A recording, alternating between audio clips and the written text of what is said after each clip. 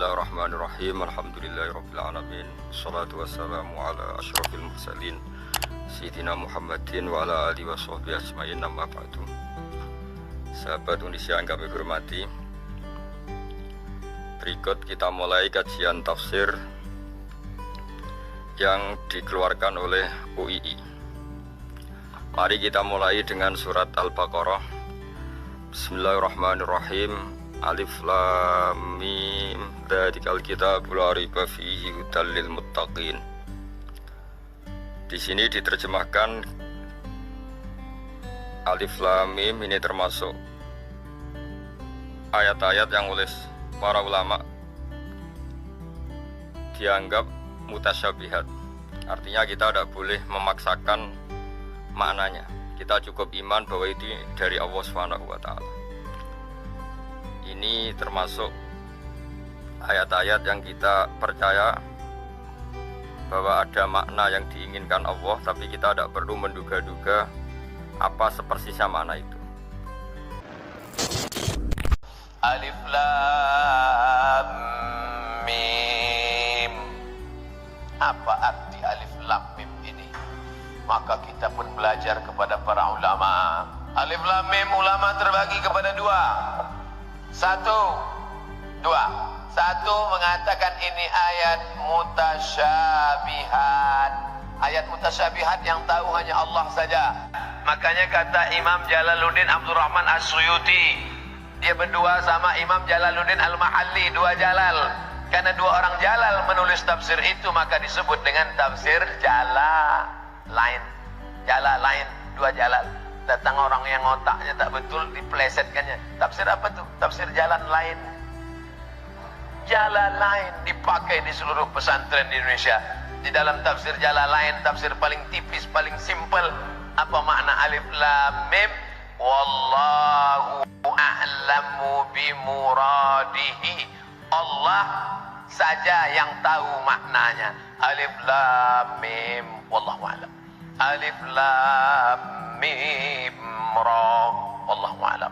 Alif Lam Mim Sad. Wallahu a'lam. Kaf ha ya Ain Sad. Wallahu a'lam. Ini ayat mutasyabihat. Allah saja yang tahu artinya. Tapi ada kelompok yang kedua mengatakan ayat ini muhkamat. Artinya ayat ini ada artinya, ada maknanya. Mustahil Allah menurunkan kalimat tapi kita tak tahu maknanya. Tiba-tiba saya dapat SMS dari Ustadz Fauzi. QQQKKYYJJJOOOTTT52787OOZZZ. Apalah artinya? Assalamualaikum Ustadz Fauzi. Waalaikumsalam. Tadi Ustadz ngirim saya SMS ini. Iya Ustadz. Apa artinya? Aku tak tahu. Salah kirim. Kata kelompok kedua, mustahil Allah mengirimkan sesuatu yang tak tahu maknanya. Tapi kata kelompok satu, Allah tahu maknanya, kita yang tak tahu. Wallahu a'lam bimuradi. Kata kelompok kedua, tidak. Kita pun tahu maknanya karena Nabi pernah memberitahunya. Apa makna Alif Lam Mim itu? A, Allah. Lam, malaikat Jibril. Mim, Muhammad sallallahu alaihi wasallam. Dari Allah turun ke Jibril, dari Jibril dibawanya kepada Muhammad sallallahu alaihi wasallam. Itu makna yang pertama. Makna yang kedua, A, Allah. Lam, lutfullah. Lutf, sifat kelembutan Allah. Mim, majdullah, keagungan Allah. Alif Lam Mim. Allah zatnya, lutfullah sifatnya, majdullah keagungan Allah sifatnya juga. Kata makna yang ketiga, Alif Lam Mim itu nama surat untuk membedakan dengan Alif Lam Mim yang lain. Karena Alif Lam Mim banyak sekali. Subuh Jumat, Alif Lam Mim Tanzilul kitab la raiba fihi min rabbil alamin. Tadi imam kita baca Alif Lam Mim Dzalikal kitabu la raiba fihi hudal lil muttaqin. Makanya orang menyebut surat apa itu? Alif Lam Mim Tanzil. Surat apa itu? Alif Lam Mim Dzalikal kitab. Alif Lam Mim Tanzil As-Sajadah. Alif lam mim dzalikal kitabu la raiba fih Al-Baqarah. Yang ketiga mengatakan ini ismus surah, nama surat. Kelompok 4 mengatakan ini lil ijab. Lil ijab artinya membangkitkan keingintahuan. Kalau seandainya langsung turun ayat dzalikal kitabu la raiba fih, itulah Al-Quran yang tak ada keraguan di dalamnya. Tak ada ijab. Orang tak merasa ingin tahu. Tapi begitu turun ayat, orang merasa ingin tahu. Alif lam mim. Orang-orang kafir musyrik heran. Apa ini? Hurufnya kami tahu, alif lam mim, tapi tak pernah kami dengar seperti ini. Lil ijab, membangkitkan keingintahuan orang yang mendengarnya. Ketika dia sudah ingin tahu, apa agaknya setelah ini? Dzalikal kitabu la raiba fih. Begini kata Sayyid Tantawi dalam tafsir Al-Wasit. Apakah cuma 4 ini aja Ustaz? Banyak pendapat lagi dikumpulkan oleh Syekh Muhammad Said Tantawi dari banyak-banyak tafsir. Pendapat 1, pendapat 2, pendapat 3, pendapat 4, banyak sekali. Tapi saya cukupkan 4 saja. Kenapa cuma 4 yang Ustaz sebutkan? Tak cukup papan tulis. Padahal cuma 4 tu aja yang dia ingat. Yang lain hilang entah kemana. Pertanyaannya, apa artinya alif lam mim? Bukan. Sekarang saya bahas. Tidak sekarang ya. Sekarang saya selesaikan sebentar. Supaya nanti kalau Anda ditanya jelas. Tadi belajar apa? Alif lam mim. Apa itu makhraj? Enggak tahu arti. Sebentar, paling 5 menit selesai. Ya, tambahannya ya bonus. Huruf itu tidak pernah ditanya artinya. Karena huruf itu baru muncul arti yang sempurna kalau sudah terangkai dengan kalimat yang sempurna. Jelas? Paham? Misal, apa artinya A? Hah? Apa artinya Y? Apa artinya H? Gak ada. Tapi kalau Anda gabungkan A, Y, A, H. Ayah. Apa artinya ayah? Bapak. Apa artinya bapak? Ayah. Baru punya makna, gitu kan? Tapi Al-Quran berbeda. Al-Quran itu sempurna.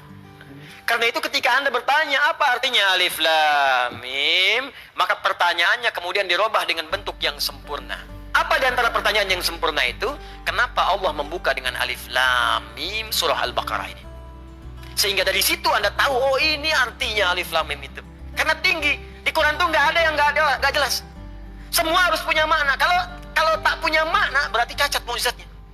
Karena huruf Al-Quran beda dengan huruf biasa, lain dengan huruf makna, tapi hurufnya huruf makna, maka setiap hurufnya mesti punya makna. Maka kalau Anda tanyakan apa artinya alif lam mim, maka mesti dimulai dengan kalimat kenapa Allah membuka Al-Baqarah dengan alif lam mim. Baru Anda akan mengerti maknanya. Kalau tidak, jadi tebak-tebakan nanti. Ada yang mengatakan alif lam mim singkatan Allah, A-nya Allah, lamnya Jibril, mimnya malaikat. Wahyu diturunkan oleh Allah kepada malaikat Jibril, ya, perantaranya disambungkan pada Nabi Muhammad sallallahu alaihi wasallam. Lalu apa artinya Toha? Apa artinya Yasin? Apa artinya alif lam mim sad? Bingung sadnya siapa gitu.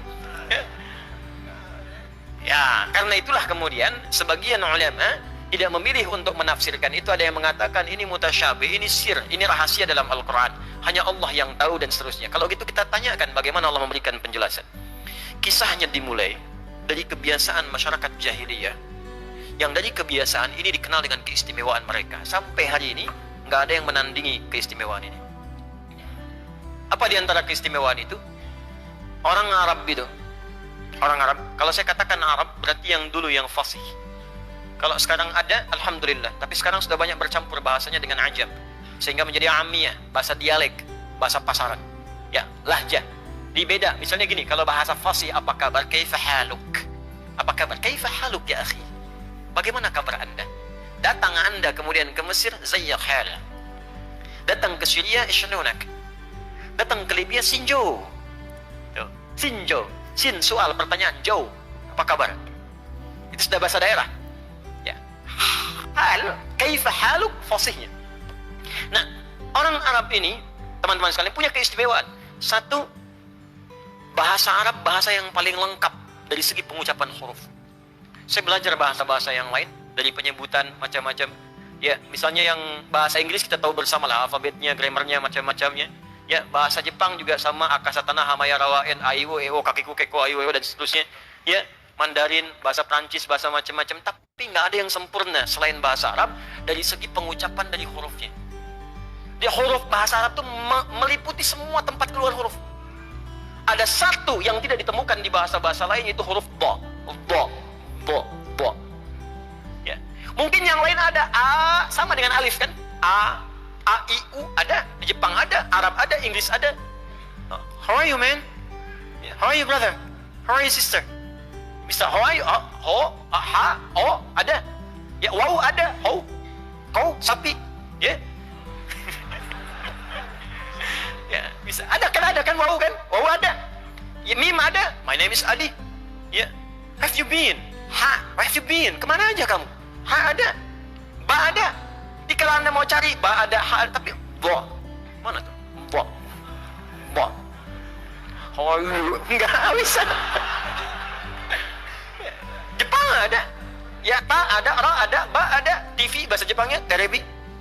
Ya, watashi wa Indonesia no Adi desu. Saya Adi dari Indonesia. Wow ada, ta ada, shin ada, watashi wa. Wow ada, shin besar ada semua. Tapi bo nggak ada. Bo, nggak ada. Ya, nggak ada. Saya body, misalnya nggak. Indonesia nggak ada. Silakan cek. Ya, kof ada. Ya, setia baja hitam, kotaro minami, kof ta, ro, mim, kotaro. Ya. Apa saya? Saya baca. Ya, ada. Ya, tapi Anda di bahasa Arab nggak ketemu cuma satu yang di bahasa Arab, di bahasa lain nggak ada. Bo. Karena itu orang Arab membanggakan dengan bahasanya, dikenal dengan lughatul bod. Bo. Ini maknanya di sini bo. Walad bolin. Bo. Jadi ketika Allah menurunkan Al-Quran dengan bahasa Arab, bukan sekedar nabinya orang Arab yang memang harus dengan bahasa Arab. Kalau enggak, bagaimana bisa mengkhitab kaumnya? Kaum orang Arab turun Quran pakai bahasa Inggris misalnya, enggak akan paham. Pasti dengan bahasa Arab. Tapi apa hikmah di balik itu? Di Quran surah Yusuf disebutkan la'allakum taqilun, supaya kita berpikir, oh ada yang sempurna di bahasa ini. Satu.